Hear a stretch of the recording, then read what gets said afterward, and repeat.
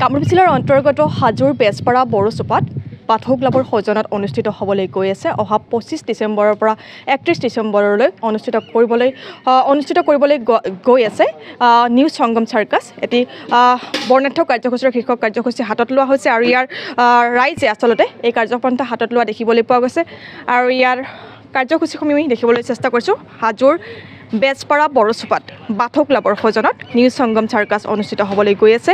আৰু উক্ত কাৰ্যসূচীত বিভিন্ন থলুৱা সামগ্ৰীৰ বজাৰৰ লগতে মীনা বজাৰৰ কাৰ্যসূচীও উপলব্ধ হ'ব, য'ত বিভিন্ন সামগ্ৰীৰে পৰিপূৰ্ণ হোৱাৰ লগতে ইয়াত নৃত্য প্ৰতিযোগিতাৰ পৰা আদি কৰি আকৰ্ষণীয় বিভিন্ন সা সামগ্ৰীৰে পৰিপূৰ্ণ হৈ থাকিব।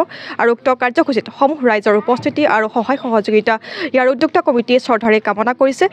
আৰু এক আকৰ্ষণীয় কাৰ্যসূচী বুলি ক'ব লাগিব। আচলতে কি কাৰ্যসূচী ইয়াত সন্নিৱিষ্ট কৰা হ'ব অকণমান কওকচোন দাদা। আপোনাৰ ডান্স হ'ব আৰু আপোনাৰ চাৰ্কেছ হ'ব আৰু মীনা বজাৰ হ'ব আপোনাৰ আৰু অন্য প্ৰগ্ৰাম থাকিব, কিবাখানি প্ৰগ্ৰাম। মানে এইটো কেই তাৰিখৰ পৰা হ'ব? এইটো আপোনাৰ 25 তাৰিখৰ পৰা 31 তাৰিখলৈকে হ'ব আপোনাৰ ডিচেম্বৰৰ।